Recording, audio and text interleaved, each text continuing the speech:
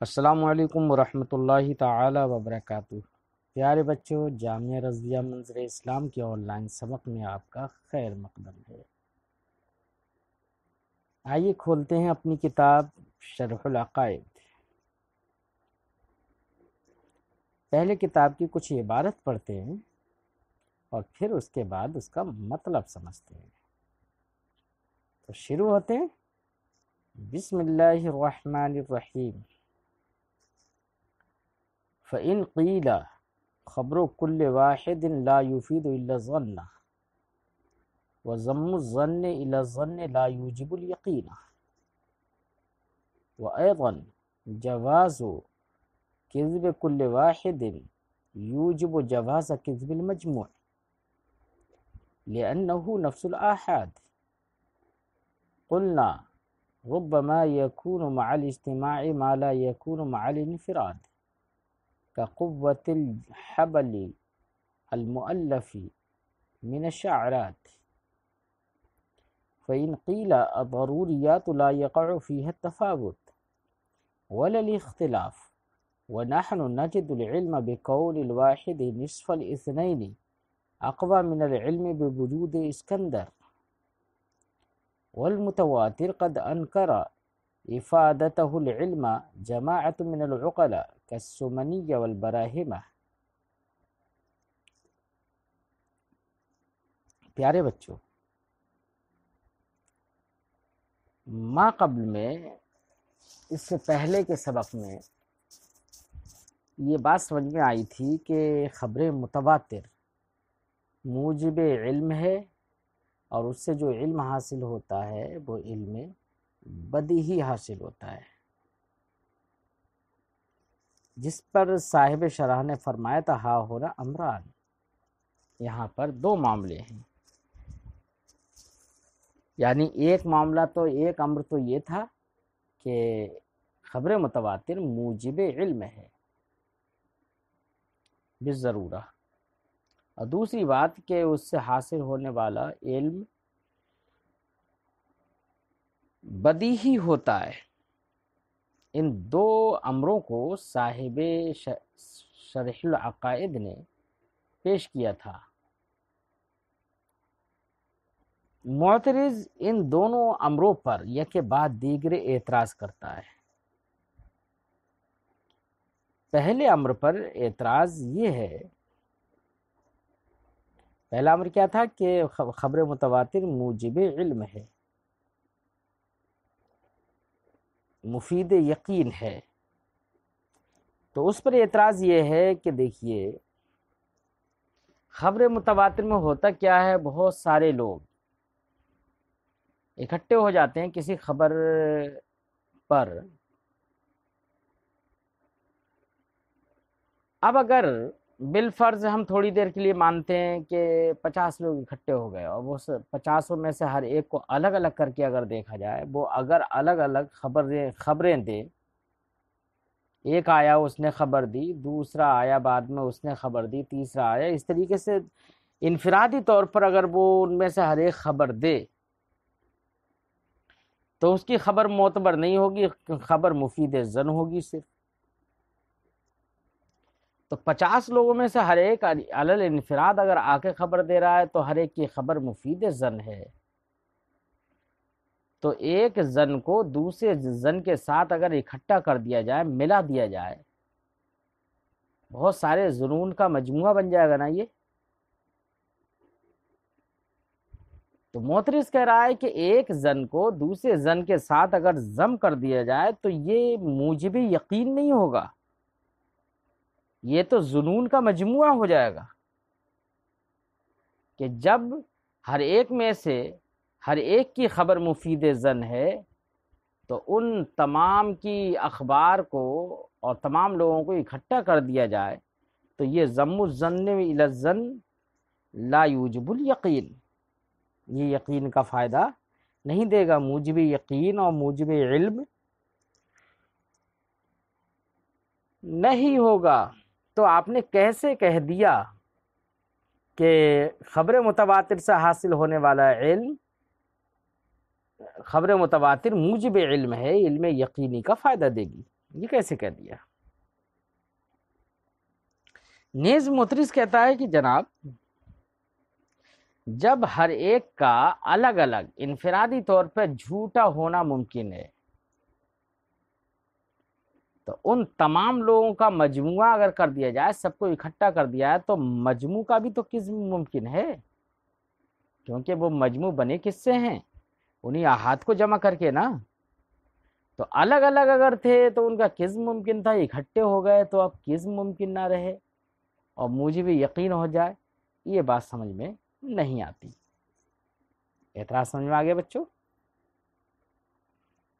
جواب کا خلاصہ یہ ہے کہ آپ نے جو اعتراض کیا ہے نا، وہ کل افرادی اور کل مجموعی میں فرق نہیں کیا۔ کل افرادی میں یعنی ہر ایک نے الگ الگ خبر دی، تو کل افرادی میں وہ مضبوطی خبر دینے میں نہیں ہوتی ہے جو کل اجماعی میں ہوتی ہے۔ آپ نے اصل میں کل اجماعی اور کل افرادی میں فرق نہیں کیا ہے، دونوں کو ایک ہی حکم میں کر دیا، کل اجماعی کو کل افرادی کے حکم میں کر دیا، حالانکہ دونوں میں فرق ہے۔ کل افرادی میں تو الگ الگ ہر ایک الگ الگ اگر خبر دے گا تو اس کی خبر اتنی مضبوط نہیں ہوگی۔ اس کے برخلاف کل مجموعی سب لوگ اکٹھے ہوں کسی ایک بات پر تو عقل یہ کہے گی کہ اتنے لوگ ایک وقت میں ایک بات پر متفق نہیں ہو سکتے کذب پر۔ اجماع کے لیے عقل کذب کے پر متفق ہونے کو تقریباً محال قرار دے گی، لیکن ہر ایک میں سے الگ الگ کو محال قرار نہیں دے گی کہ وہ کذب وہ جھوٹ نہیں بولتا ہو۔ یہ مثال کے ساتھ سمجھاتے ہیں کہ یہ ایسے ہی ہے جیسے کہ بال لے لیں ہم، یا ہمارے علاقے میں ڈھیچا یا پٹسن وغیرہ جو ہوتی ہیں ان کے الگ الگ ریشے لے لیں، جٹا لے لیں، اس کا الگ ریشہ لے لیں تو ٹوٹ جاتا ہے بال، یہ ہر ایک ریشہ الگ الگ ٹوٹ جاتا ہے۔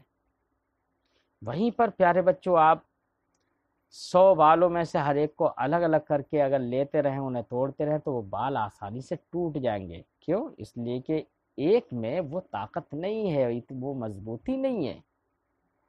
اس کے برخلاف وہ 100 بال لیں آپ اور ان سے رسی بٹ لیں، ان کو مجموعہ بنا دیں، اکٹھا کر دیں انہیں، پھر اس کے بعد توڑنے کی کوشش کریں تو اب وہ نہیں ٹوٹے گی۔ اس سے کیا سمجھ میں آیا؟ اس سے یہ سمجھ میں آیا کہ منفرد کو وہ طاقت اور وہ مضبوطی نہیں ہوتی ہے جو مجموع کو مضبوطی ہوتی ہے۔ اس لیے کل افرادی اور کل مجموعی کے درمیان فرق کرنا ضروری ہے۔ اور آپ نے اعتراض اس لیے کر دیا تھا کہ آپ نے کل افرادی اور کل مجموعی میں فرق نہیں کیا تھا۔ جواب سمجھ میں آ گیا بچوں؟ جی اب ترجمہ کرتے ہیں۔ فَإِنْ قِيلَ، اگر اعتراض کیا جائے خبر کل واحد لا يفید الا الظن، ہر ایک کی خبر واحد، ہر ایک کی خبر الگ الگ، ہر ایک کی خبر لا یفید الا الظن، فائدہ نہیں دیتی ہے مگر ظن کا، وضم الظن الی الظن لا یوجب الیقین، اور ظن کو ظن کے ساتھ جمع کر دینا یہ موجب یقین نہیں ہوتا ہے۔ نیز جواز و کذب کل واحد یوجب جواز کذب المجموع، ہر ایک کے کذب کا جواز مجموع کے کذب کے جواز کو واجب کرے گا، کہ جب ہر ایک کا الگ الگ ہونا، الگ الگ ہو کر کاذب ہونا ممکن ہے تو ان کاذبوں کا مجموعہ بھی کیا ہوگا؟ واجب کرے گا اس بات کو کہ ان کے مجموع بھی کاذب ہوں، کذب کے جواز کو واجب کرے گا۔ کیوں؟ لأنہ نفس الاحاد، کیونکہ وہ مجموعہ انہی احاد ہی پر تو مشتمل ہے، نفس احاد ہے۔ قلنا، ہم جواب دیں گے، ربما یکون مع الاجتماع ما لا یکون مع الانفراد، بسا اوقات اجتماع کے ساتھ وہ مضبوطی ہوتی ہے جو انفراد کے ساتھ نہیں ہوتی، کا قوت الحبل المؤلف من الشعرات، جیسے کہ وہ رسی جو بالوں سے بٹ دی گئی ہو تو اس رسی کی طاقت الگ ہوتی ہے، اس کو توڑنا مشکل ہوتا ہے، اس کے برخلاف بالوں کو الگ الگ کر کے. تو اب حالانکہ بال تو وہ یہ الگ ہی الگ وہی والے بال ہیں نا جو الگ الگ تھے تو ٹوٹ جا رہے تھے، لیکن ان سب بالوں کو اکٹھا کر دیا تو اب ان میں اتنی مضبوطی ہو گئی اکٹھا کرنے کے بعد کہ اب وہ ٹوٹیں گے نہیں. لیکن پیارے بچوں، ہم یہاں پر ایک بات بتا دیں، رسی سے جو مثال صاحب شرح نے نظیر جو پیش کر دی ہے، یہ نظیر پر بھی کوئی یہی تو کہہ سکتا ہے کہ بھائی رسی میں ریشے الگ الگ تھے، بال الگ الگ تھے تو وہ بال ٹوٹ جا رہے تھے، ان کے اندر مضبوطی نہیں تھی، لیکن ان بالوں کو اکٹھا کر دیا جائے تو رسی بڑھتی جائے تو رسی مضبوط ہو جا رہی ہے. تو وہی بالوں کے اندر جو وصف کمزور تھا وہ اب مضبوط ہو گیا. یہی تو بات ہے نا. تو اگر ہر ایک الگ الگ تھا تو وہ اس کے اندر کذب کیا امکان تھا، کذب کاذب تھا، وہ مفید ظن تھا. تو اگر اس ہر ایک کو الگ الگ کو اگر جمع کر دیا تو ان ظنون کا مجموعہ ہی تو ہو گیا. تو یہ یقین میں کیسے تبدیل ہو جائے گا؟ جیسے کہ رسی بالوں کے علاوہ بالوں سے جب بڑھ دی گئی تو اب وہ کوئی الگ سے چیز تھوڑی ہوئی ہے، تو انہی بالوں کا مجموعہ. تو پھر تو یہاں پر جھوٹوں کا مجموعہ ہو جائے گا، نہ کہ یہ کہ جھوٹوں کے مجموعہ سے صدق پیدا ہو جائے. یہ کوئی کہہ سکتا ہے. جی تو ہم محققین تو یہاں پر یہی کہیں گے کہ تواتر مفید یقین ہے.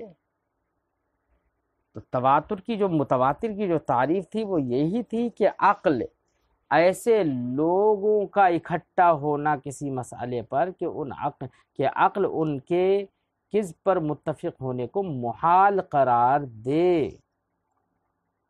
اگر نرے جھوٹے جمع ہو گئے کہ عقل ان کے کذب کو محال قرار نہیں دیتی، تو اب ایسی صورت میں یہ ہمارے نزدیک مفید یقین نہیں ہوگی، کیونکہ وہ خبر متواتر ہی نہیں ہوئی ہے. تواتر کے لیے چاہیے عدد نہیں چاہیے، لوگوں کی تعداد نہیں چاہیے، بلکہ ان کی خبر مفید یقین ہونا چاہیے. اس لیے ہماری گفتگو اسی صورت میں ہے جبکہ ایسے لوگ جمع ہوں عقل جن کے کذب پر متفق ہونے کو محال قرار دے. صرف جھوٹے جمع ہو جائیں تو ایسے جھوٹوں کا مجموعہ تو جھوٹ میں مضبوطی دے گا، نہ کہ صدق میں. اگلا اعتراض فَإِنْ قِيلَ، یہ اعتراض امر ثانی پر ہے. امر ثانی کیا تھا؟ کہ خبر متواتر سے حاصل ہونے والا علم بدیہی ہوتا ہے. اس پر اعتراض ہے جناب. اعتراض کا خلاصہ یہ ہے کہ بدیہی چیز میں تو تفاوت نہیں ہوتا، فرق نہیں ہوتا، اختلاف نہیں ہوتا بدیہی چیز میں. حالانکہ ہم دیکھتے ہیں کہ اسکندر کا وجود، اسکندر کسی کا نام ہے نا، اسکندر بھی کائنات میں موجود تھا. تو اسکندر کا وجود کا ہمیں یقین ہے کہ اسکندر کائنات میں موجود ہوا، اس کے وجود کا یقین ہے ہمیں. اس کا وجود ہمیں حاصل ہوا کس سے؟ خبر متواتر سے. اس کے برخلاف ہمیں یقین ہے اس بات کا بھی کہ 1 2 کا آدھا ہے، لیکن 1 2 کا آدھا ہے، اس کا جو یقین ہے وہ نہایت واضح اور نہایت روشن اور نہایت مضبوط ہے. اس کے برخلاف وجود اسکندر کا جو ہمیں علم ہے وہ اتنا مضبوط نہیں ہے. حالانکہ پہلی جو ہم نے مثال دی کہ 1 2 کا آدھا ہے، وہ مثال بھی بدیہیات کی ہے، اور یہ وجود اسکندر والی جو مثال دی ہے یہ بھی بدیہیات کی قبیل سے ہے. بس فرق اتنا ہے کہ یہ ایسی بدیہی ہے جس کو کہا جائے کہ وہ خبر متواتر سے جس کا علم حاصل ہوا ہے. تو دونوں کے علم میں فرق ہے، ایک دو کا آدھا ہے. یہ بہت مضبوط ہے، ہر چھوٹا بچہ بھی سمجھ لے گا جو ایک اور دو کو سمجھ جانتا ہے. اس کے برخلاف وجود اسکندر کا علم ہر ایک کو اتنا مضبوط حاصل نہیں ہوتا ہے. تو یہاں پر ضروریات میں تفاوت ہوگی. یہاں پر اس کا علم کم ہوا نا، تو پھر یہ ضروری کیسے ہو گیا؟ ضروریات میں تو تفاوت نہیں ہوتا ہے، یہاں پر فرق کیسے ہو رہا ہے؟ اس لیے کوئی کہے کہ خبر متواتر سے حاصل ہونے والا علم وہ بدیہی ہوتا ہے، یہ ہمیں تسلیم نہیں ہے. اور دوسرا اعتراض یہ ہے کہ متواتر میں اختلاف نہیں ہوتا ہے، جبکہ یہاں پر خبر متواتر کے مفید علم ہونے کا انکار بہت سارے دانشوران نے کیا ہے. جیسے کہ سمنیہ اور براہمہ. سومناتھ کی طرف منسوب ہے سمنیہ، یہ ہندوستان کے غیر مسلم مشرکین کا، بت پرستوں کا ایک بڑا بت تھا گجرات میں جو واقع ہے. یہ اب مندر بھی ہے سومناتھ. تو اسی کے ماننے والوں کو سمنیہ کہا جاتا ہے. ایسے براہمہ یہ بھی ایک قوم ہے ہندوؤں کی. ان کا بانی یا ان کا سربراہ جو تھا وہ برہمن تھا. اسی کی طرف اسی کے متبعین اور اسی کے ماننے والوں کو براہمہ کہا جاتا ہے. ان لوگوں نے اس بات کا انکار کیا کہ خبر متواتر مفید یقین ہے. جب انکار خبر متواتر کے مفید یقین ہونے میں انکار ہے، تو اس سے یہ سمجھ میں آیا کہ بدیہیات میں تو اختلاف نہیں ہوتا ہے. تو خبر متواتر کو آپ نے بدیہی کہا تو اس میں بھی اختلاف نہیں ہونا چاہیے، حالانکہ اس میں تو اختلاف ہے. اس سے سمجھ میں آیا کہ خبر متواتر سے حاصل ہونے والا علم بدیہی نہیں ہے. اعتراض سمجھ میں آ گیا بچوں؟ جی، اس اعتراض کا ترجمہ کرتے ہیں. فَإِنْ قِيلَ، اگر اعتراض کیا جائے، ضروریات لا يقع فيها التفاوت ولا الاختلاف، ضروریات میں نہ تفاوت واقع ہوتا ہے اور نہ ہی اختلاف. وَنَحْنُ نَجِدُ الْعِلْمَ بِكَوْنِ الْوَاحِدِ، حالانکہ ہم آپ کو یہاں پر خبر متواتر سے حاصل ہونے والا علم جو ہے اس میں ہم تفاوت اور اختلاف ابھی دکھاتے ہیں. اس سے سمجھ میں آئے گا کہ وہ اس سے حاصل ہونے والا علم بدیہی نہیں ہے، وہی دکھا رہے ہیں.